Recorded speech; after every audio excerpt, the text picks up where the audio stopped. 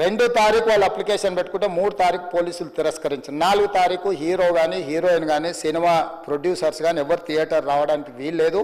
ఈ థియేటర్లో మేము సెక్యూరిటీ ఇవ్వలేము. ఈ థియేటర్కు ఉన్నది ఒకటే దారి.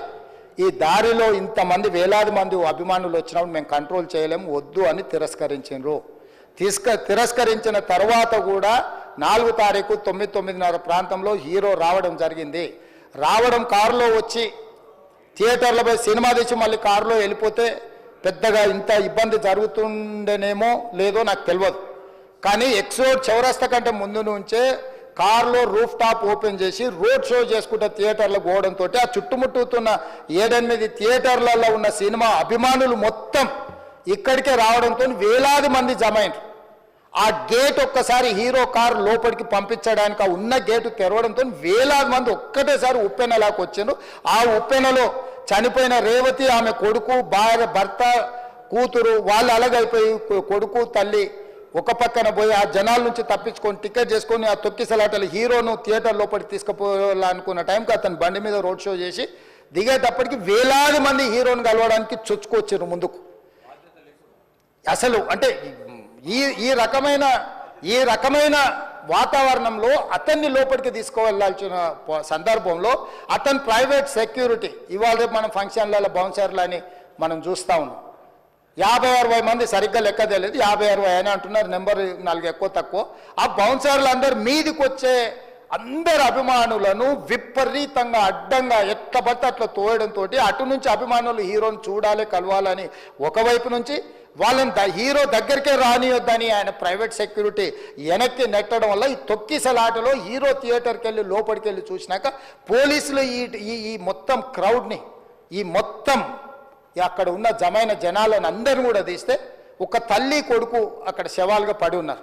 ఆ తల్లి అంత తొక్కిసలాటలు కూడా నేను ఆ వీడియో చూసిన ఆ తల్లి లోపలికి వచ్చినప్పుడు కొడుకు చేయి పట్టుకొని ఎంత జాగ్రత్తగా కొడుకుని తీసుకొని వస్తుందో తల్లి ప్రేమ ఎట్లుంటుందో అక్కడ నాకు చూసి నాకు అర్థమైంది. ఆ శవాలుగా మారిన తల్లి కొడుకు చేయి ఇడవలే అధ్యక్ష, అట్లే చేయి బిగ్గర పట్టుకొని పోలీసు వెళ్ళి చూస్తే ఆ తల్లి ఆ పిల్లగాడు ఆ తల్లి ఆ చెయ్యి వదలకుంటే కన్నబిడ్డను పట్టుకుని తల్లి చచ్చిపోయింది అధ్యక్ష. అట్లాంటి సిచ్యువేషన్లో పోలీసులు తల్లిని కొడుకుని హాస్పిటల్కి అక్కడ ఫస్ట్ ఎయిడ్ ట్రీట్మెంట్ చేసిండ్రు. పోలీసులు ఏం డాక్టర్లు కాదు, హుటాహుటిన తరలించిండ్రు. హాస్పిటల్కి వెళ్ళిన తర్వాత తల్లి చచ్చిపోయింది, పిల్లోడు కోమాలు ఉండు. ఆల్మోస్ట్ పోలీసులు పిల్లవాడు కూడా చచ్చిపోయింది అనుకున్నారు. బ్రెయిన్ డెడ్ అయింది, ఆక్సిజన్ అందక ఆ అబ్బాయికి. సో ఆ సిచ్యువేషన్లో వెనక్కి పోలీసులు వచ్చి హీరో గారికి విషయాన్ని తెలియజేసి హీరో గారు వెళ్ళిపోతే హీరో ఎందుకు వెళ్ళిపోవాలనుకున్నారు పోలీసులు అంటే ఇంకా వేలాది మంది అభిమానులు అక్కడనే ఉన్నారు.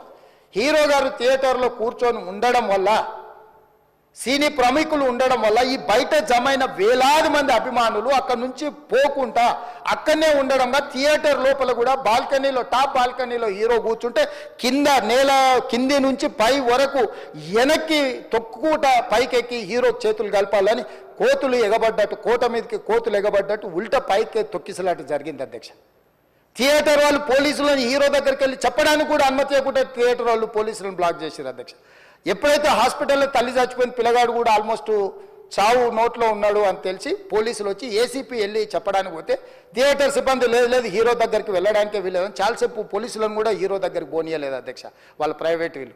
చివరికి ఏసీపీ కోపం వచ్చేసి మిమ్మల్ని అందరిని తీసి లోపల వేయాల్సి వస్తుందని చెప్పిపోయి హీరోకు ఏసీపీ క్లియర్గా ఇద్దరు చనిపోయినరు. మీరు ఇక్కడ కూర్చుంటే థియేటర్లోనగా థియేటర్ బయట ఉన్న వేలాది మంది ఈ సినీ అభిమానులను మేము కంట్రోల్ చేయలేకపోతున్నాం. ల్యాండ్ ఆర్డరు శాంతి భద్రతలు చేయి దాటిపోయినాయి, మేము లాఠీ చార్జ్ చేయాల్సిన పరిస్థితి ఉంది, మీరు దయచేసి వెళ్ళిపోండి, వచ్చిండ్రు చూసిండ్రు కదా వెళ్ళిపోండి అంటే లేదు నేను సినిమా అయిపోయే వరకు ఇట్లే కూర్చుంటానని పోలీసులతో చెప్పిండని